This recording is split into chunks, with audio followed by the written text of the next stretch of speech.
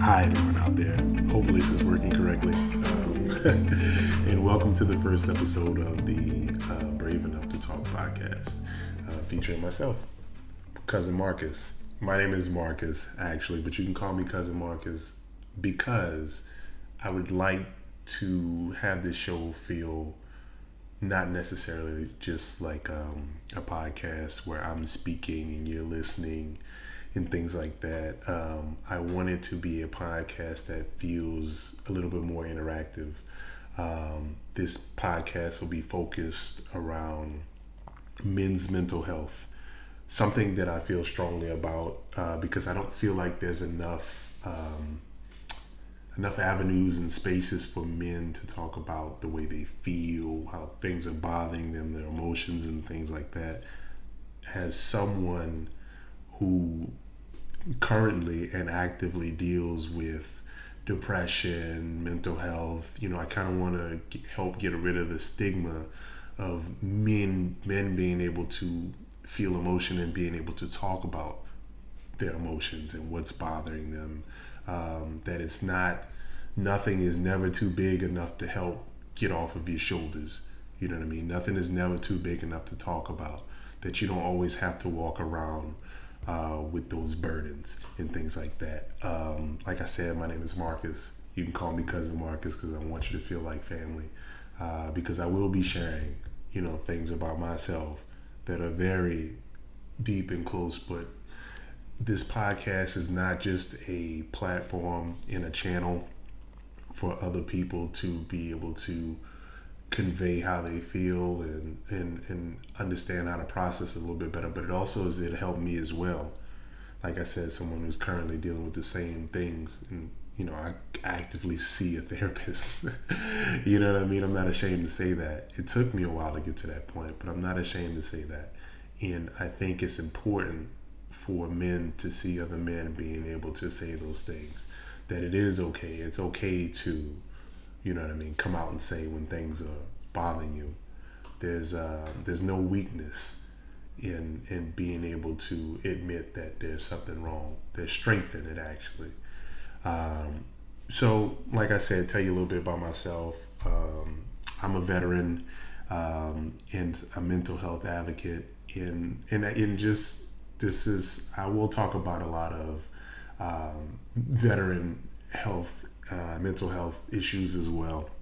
So this will also be a space where you can hear things like that if you can relate to me.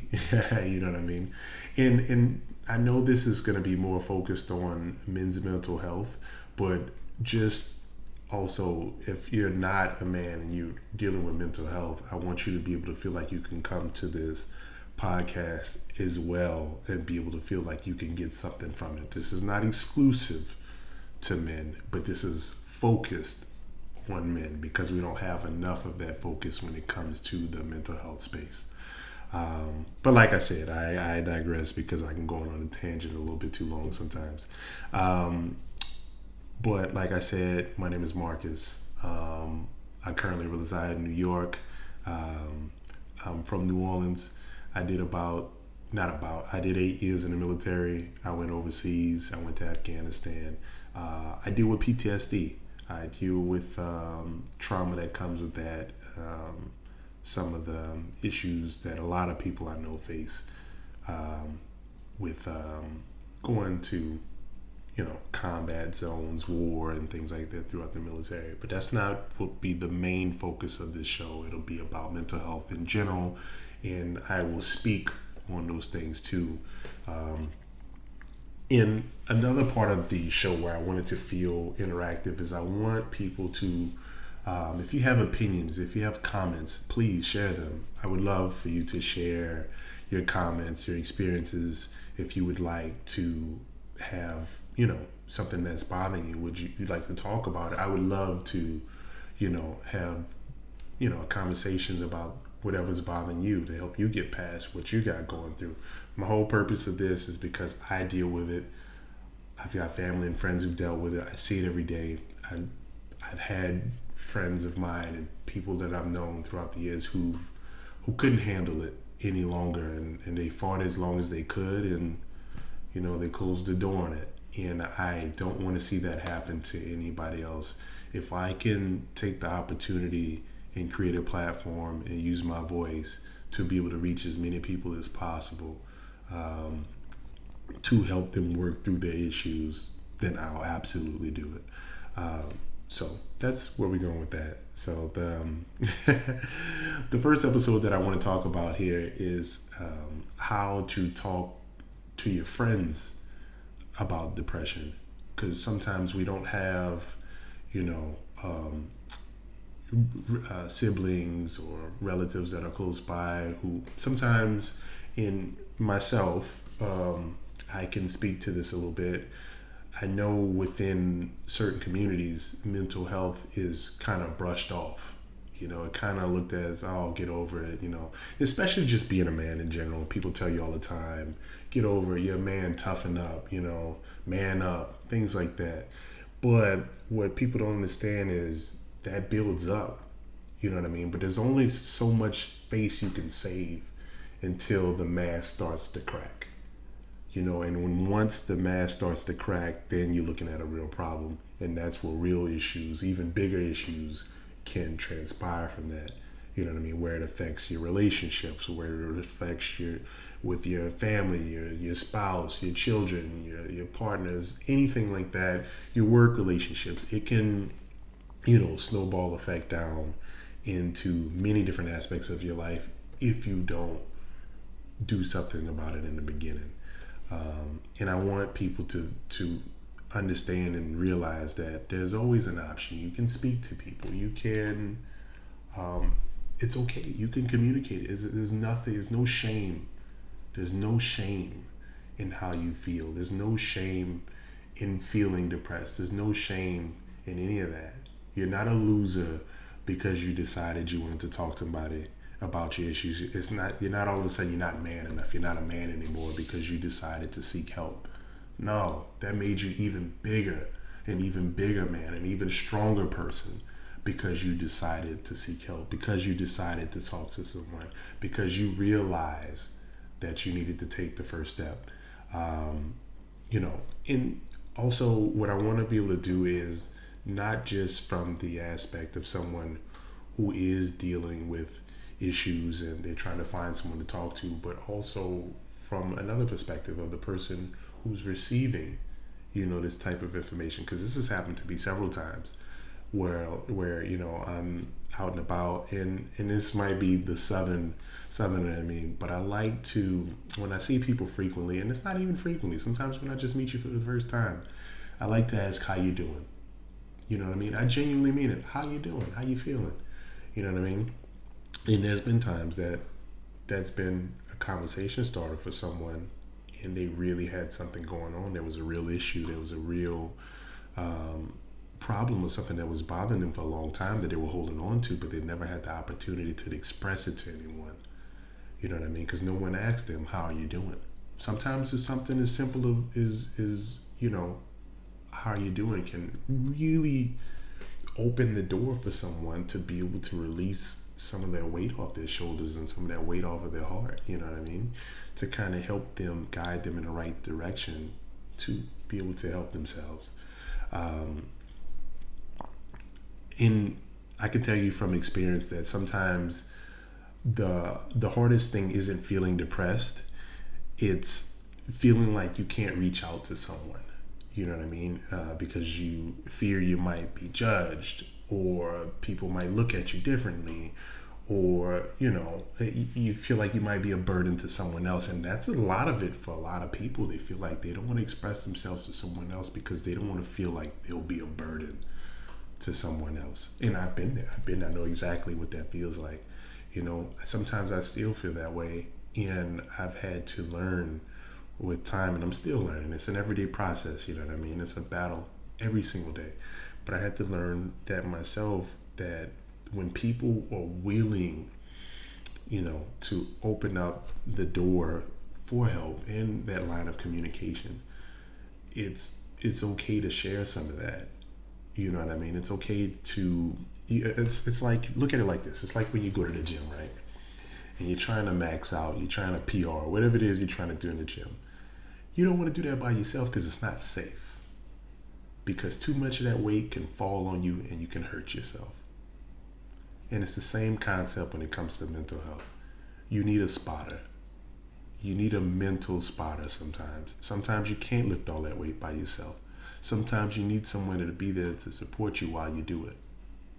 And it's the same concept when it comes to communicating your issues with other people. It's okay. Nobody's so strong where they can lift all the weights themselves with no help. And it's the same thing with mental health. You cannot lift all that weight off of your shoulders without a spotter, without some help. You need somebody. We all need somebody. You know what I mean? And that's kind of what I'm here to advocate, But like I said, I wrote this down because I thought about it earlier and I was like, man, I really like how this sounds. For a lot of veterans and men in general, we're taught to handle it ourselves, but the truth is real strength is knowing when to speak up. And I know I said it earlier, but I don't think I said it as cool as the way I wrote it, and it might have sounded better when I wrote it. I don't know. But realistically, there's no shame in it, and it makes you even stronger because you're willing to reach out and say, hey, I have a problem. Hey, I have an issue. I need help. Could you help me? You know what I mean? But some of the I want to break this down in a couple segments. Sorry, I'm looking down at my computer a little bit because I had it organized, you know what I mean? And this is the first episode, so you got to iron out the wrinkles sometimes. But I wanted to break this down into 3 segments. And the first one is recognizing the signs within yourself or someone else. Because like I said, you might actually realize some of these things in someone else. It might not necessarily be you. You know what I mean? Like I said, I've been in instances when I've asked people, hey, how you doing? How you feeling? And I've noticed that's not how they usually respond. You know what I mean? And it kind of opened up the avenue. You don't want to necessarily say, hey, tell me everything. No, you kind of prod here and there. You like, feed it a little bit to see what happens. It's kind of like when you see a distressed animal or you see videos of a lost bird or a lost animal. You try to help them. They're not going to receive your help all of a sudden immediately because they're like, no, they're kind of apprehensive. So what people do is they kind of feed it a little bit, they give it a little bit of water, reach out to it until it feels comfortable enough to receive the help from the person. And that's kind of what you want to do when it comes to trying to help people process some of their issues and kind of recognizing the signs of someone else. And a big thing you notice when someone is dealing with that is a loss of interest, right? So, I'll give you an example. Like myself, I do photography. Photography is one of my biggest hobbies. I love it. I love it so much. I'm super passionate about photography. But there has been times in my life where I go through a state of depression. I get these moods or these moments, and I don't want to be. I went months, and just a little bit of background. I'm a super extroverted person. I'm extremely extroverted. I'm always the life of the party, and it's kind of obvious to people when I'm not that something's wrong. But you're not always going to be able to notice that with everybody else because not everybody is extroverted. You know what I mean? But like I said, example, I didn't want to shoot photography no more. I stopped posting photos. I stopped doing this. I stopped doing that. I stopped going out. When I'm around people, I wasn't smiling as much. I wasn't as involved. And people start to pick up on it and they start to notice. And I had a friend or two of mine like Marcus and, my wife as well. Hey, what's going on? You all right? You want to talk about it? I've seen that you're not as, involved or, not doing some of the things that you usually like to do. And, in the beginning, you don't really want to share. You're like, oh man, just be a man about it, But with time, I noticed that these people genuinely care. You know what I mean? Because I would withdraw from people, and that's another sign that you would notice when people become withdrawn. They not necessarily like to do things that they usually like to do quite often. And I would become irritable and things like that, and that's another sign, irritability. But it took that moment. Um, there was an incident where I was speaking to a friend of mine. They asked me something basic. It was a basic question. It was a basic situation, and I flew off the handle. Not in terms of like I was aggressive or anything like that, but because I'm usually nonchalant, I'm super chill and things like that. But in the moment, I became irritable, and it was kind of like a different side of me, a different person. And then they realized that, and then I realized that, and I was like, man, I kind of sat back and thought about it later that evening. And I'm like, man, I really need to do something about this because this is not cool. This is not me. But it's sometimes it's just hard to communicate it. You know what I mean? It's hard to talk about it. It's hard to um, let people in. You know what I mean? And it takes time. It truly takes time. Um, Another sign, like I said, withdrawal from people. People don't want to show up to events. They don't want to be around. You know, let's say if somebody's birthday, oh, we want to do X, Y, Z for your birthday, and then like, yeah, no, I'm good, man. I don't want to do anything. I'm just not feeling it. And I get it. We all just not feeling it some days. It's normal. It's normal. But when you see it happen quite often, and especially for big moments and events, let's say birthdays, graduations, promotions, anything like that, people react as if it's just another day and they don't care. Something could be bothering them, and maybe you know they're just waiting for the right moment to be able to talk about it. Um, Another situation is being irritable or feeling numbness. When you see people get easily aggravated over the simplest things, it could be an underlying issue. You know what I mean? It could be possibly something else that's causing them to feel that way. You ask someone a simple question and they answer with a tone of voice that seems like you're bothering them. It's like, man, I only asked a simple question, man. I didn't say it in a different tone. You know what I mean? And you notice that they're doing the same thing with other people. It might be an underlying issue that something's bothering them, really worrying them on the inside, but they just don't know how to express it or talk about it. Where when they do talk about things that could have the slightest challenge in their mind, that makes them, react more intense than what they should. And that's something I've been there too. And like I said, I'm usually a really nonchalant person or a really laid back person. So when I respond in that type of way, in that type of manner, um, I immediately clock it like, man, I shouldn't be like this. There's something I need to talk. You know what I mean? And then sometimes you don't even know what's wrong. You don't even know what's wrong with yourself. You know what I mean? You don't know. You don't know sometimes until you just start talking. Till you start talking, you don't realize what's going wrong or what's your issue. You know what I mean? Or what's really getting you down until you just start talking. And sometimes you just feel that way for no reason and don't even know. Don't even know. No explanation for it. You know what I mean? So I mean, it happens.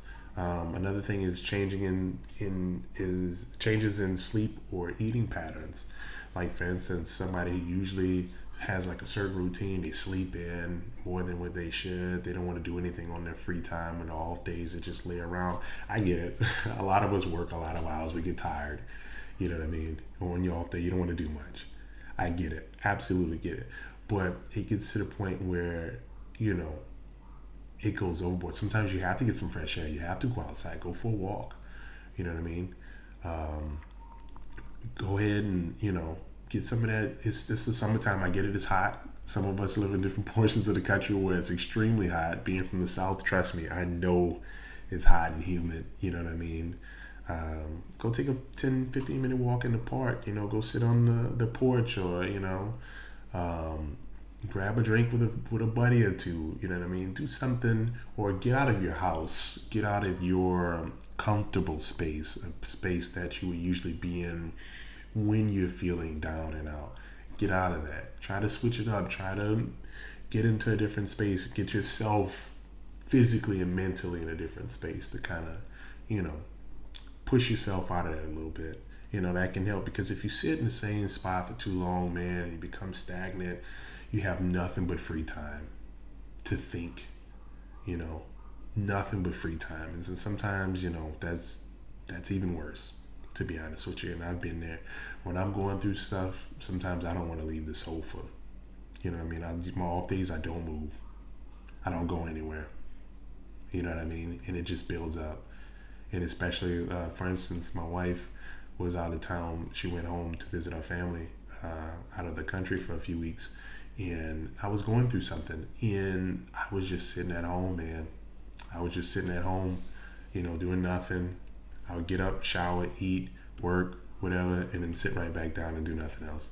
My off days, I would do nothing. Just watch TV, play my game, scroll through social media. And that was pretty much it,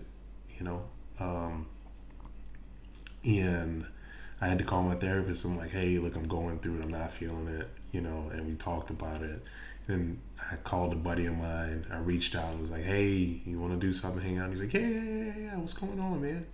And I talked to him about it. I got out and about. He made sure I was being occupied and active and, getting my mind off of things that were bothering me, because, just to kind of sit within your own thoughts and wallow away is not necessarily it's kind of a recipe for disaster. I hate to say it that way, but it is what it is.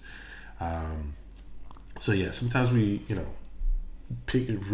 realizing the signs is sometimes just the hardest part, because somebody can be going through something all along, fighting it by themselves, and you never picked up on it. The signs were there, but you just didn't pick up on it. Or, the signs were there within yourself and you didn't pick up on it. And you didn't know how to be able to communicate it with someone. You know what I mean? So sometimes that's the case. And once you realize the signs, another segment I want to jump into is being able to start the conversation. You know what I mean? Like I said, when I use the analogy with the animal, if you find a lost bird or a lost animal, you can't just grab it and try to rescue it. No, you gotta lead it on into rescuing it. It's like a dance, man. You can't just jump into the moonwalk. You got to do like the 1-2 step a little bit, get the rhythm, feel the music a little bit. It's kind of like a waltz or a dance or whatever, you kind of got to lean into a little bit. You can't just meet a person and say, yo, let me get your number, let me holler at you. No, you got to say the right words. You got to feel the right feelings. It's got to click before you can do it. You know what I mean? Before you move on to the next level. Same thing with like video games. You just can't skip it. In speed, well, you can so if you know the cheats, but life doesn't work that way. You know what I mean? You can't just skip on to the next level. You have to be able to, kind of smooth it over a little bit before you just jump into, hey, I got an issue. You know what I mean? Pick a private, a comfortable spot. You know what I mean? Like I said, let's say you're in a park. Let's say you're just chilling one-on-one with one of your friends somewhere where it's just you guys, you know what I mean? Somewhere where they feel comfortable. Not at a party, obviously. You're not going to ask somebody, hey, what's going on with you at a party? That's the worst place to have that type of conversation. I mean, I don't know, maybe it might work for you, but for most people, not necessarily. You know what I mean? Picking somewhere where somebody feels comfortable to talk is important. You know what I mean? There's always a right time in the right place. You know what I mean? It's not necessarily a conversation that people want to have because it's personal, it's private, it's very deep. It's not a conversation that you just want to have with someone in front of people that you don't trust. You know what I mean? And that's important. And when you're communicating, use I statements. You know what I mean? Like, I've noticed that you seem down. I've noticed that, you look like things have been bothering you. I care about you. I am worried about you. You know what I mean? Use I statements, because that lets the person know that it's not just, a general, like, oh, they're just prying. It seems more genuine. It seems more personal. It seems like, because sometimes people feel like nobody cares and it's a hopeless situation. You know what I mean? But you saying it like that, you speaking to someone like that makes someone feel like, hey, look, this person actually genuinely cares about me. You know what I mean? You want to be able to communicate in the tone that says that you give a damn about what's going on. You know what I mean? You care about what's going on. Because sometimes people just want people to give a shit. That's it. Excuse my French, but sometimes people just want people to give a shit. That's it, man. And there's a lot of times. How many times that you walk around through life, things are bothering you, and you would just hope somebody just say, "Hey, man, how you doing? I'm worried about you. What's up?" You know what I mean? How many times have you just, you wish somebody asked, you wish somebody was like, "Yo, man, you need a hug?" I mean, granted, I know it's not manly enough for a hug, but sometimes that's what you need. Sometimes you need a hug, man. You know what I mean? I've been there. Sometimes I needed, I needed a buddy to say, "What's going on, Marcus? You good, bro?" And that meant the world to me. You know what I mean? Sometimes that's what you need. You know, um, but the thing is, you want to be direct in the conversations, but you don't want to be overly direct. You want to be gentle with it. You know, being a man and being gentle don't go hand in hand in terms of topics and conversation. But it's true. You don't want to be so direct or force over the conversation. People are already at their low points when they're feeling this way. You know what I mean? You want to make it even harder for them. You know what I mean? You want to ease them into the conversation. You want to be gentle with it. You want people to feel comfortable. You want to make them feel like, I know this term is used a lot, but a safe space, because it's true. You need a safe space. You know what I mean? You want people to make you feel like they're guiding you in the direction of help. Sometimes that's what you need. You don't want somebody to be like, "Oh, you need to do this, you need to do that." "Oh, yo, I didn't ask you that." You know what I mean? Sometimes people didn't want you to say anything. Sometimes people just want you to be there to listen. It's true. People like a good listener. You know what I mean? Yeah, you can give advice, but sometimes people just want to vent. People want to get it off their chest. Sometimes you don't have to say anything. Sometimes you just let people get it off the chest. There's been many times where I've sat there and I'm like, "Hey, what's going on with you? How you feeling?" And I just let them talk. And that's all they wanted. They just wanted me to listen. They wanted someone to listen. Anybody. And that's all they needed. You know what I mean? Because sometimes they don't get that. Sometimes it's been what I wanted. Sometimes when I'm talking, you know what I mean? I'm talking to friends. I'm talking to my wife. I'm venting or whatever. And it has nothing to do with them, or it's just about a situation that's bothering me. And how many times you've talked about something and somebody interjected and they gave you their 2 cents and you're like, "Yo, that's not what I wanted. I just needed somebody to listen. I know my point of view isn't perfect, but I just wanted somebody to listen." You know what I mean? If people want you to say something, people want you to interject, they'll let you know. They're going to say, "Hey, what do you think? How do you feel about what I said?" You know what I mean? What should I do next? People will let you know when they want you to interject. But for the most part, a lot of times people just want somebody to listen. They just want to get it out. You know? I'm one of those people. Sometimes I want to just get it out. Sometimes I just need to say what I need to say and say how I feel. You know what I mean? Sometimes that's the case. You know, and avoid trying to immediately fix the situation. You know, you're not Bob the Builder. You can't fix it every single time on the spot. You know, people are actively working on things. You know what I mean? You want to help guide them in the right directions. Of course, sometimes you feel like you know it all and you know the answer. Of course, I get it, but you can't fix it the first day, the first second, right off the bat. You know, that's the quickest way to just close the door. They open the door, they started sharing information, and the moment hey, this is what you need to do, X, Y, Z, they're like, "You know what? I'm not coming back to this person. I'm not coming back." You know, it's a know-it-all. And it's not, and you could be very well trying to be helpful. You could very well be right. But you need to let them realize that at their own pace. You can't just interject and be like, "Hey, this is the answer. This is what works. This is what fixes the situation." No, you have to let people do things at their own pace. This is such a delicate situation when people are dealing with mental health. You know, and as a man, you're constantly thinking of ways to fix this or fix that or whatever. You have to do it on your own. You have to figure it out on your own. It's hard for someone to step in and quote unquote rescue you. So it takes time. You can't just feel like you can solve someone's problems overnight. You gotta let them walk right into it. You gotta guide them. You gotta help them do the best you can. You know what I mean? Just be a driver. Be a passenger. You know what I mean? They're like, hey, look, it's like back in the day when before we had GPS on our phones, you had to look at the map. You know what I mean? The person in the passenger side was like, turn right on such and such street. Let them drive. But when they want to know when's the next turn, you tell them the next turn. You know, I don't know if that's a great analogy or not, but that's what I could come up with. So we'll see. So yeah.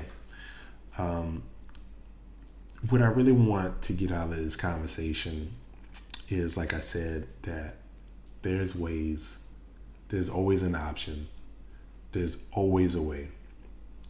You know what I mean? It's never hopeless. There's never not an option. As dire as it may seem, there's never not an option. And I know it can feel that way. I've been there, and trust me, I've been there, and I still deal with it. But I know there's always an option. And I'm very grateful for the circle of friends that I have, my wife, people around me that genuinely care. They check up on me every day. They ask how you doing, this, that, and the third. And like I said, I don't have the best moments. People around me, people see my life all the time, whether it's on social media or just around, and people see like, man, he's so happy all the time. He's super positive all the time. He's traveling the world. He's doing this. He's got life figured out. Man, that guy, he looks like the happiest guy in the world. They have no idea how depressed I am sometimes. And it's like that. But what I do is I do my best to communicate it to other people. That it took me a while to realize, but I cannot do it on my own. The time that made me realize, this was in 2015, 14. What was it? I came back from Afghanistan in January 2014. So this was like, I don't know, 2015. I was in a gym with a buddy of mine. We were working out, and it had to do with the adrenaline pumping. You know what I mean? He had spotted me. I was doing a couple reps of like 350. You know what I mean? At that time, I can't do that no more. I don't lift that kind of weight no more. But I was benching like 405 on max, man. I'm telling you, I was crazy. But anyways, I had to,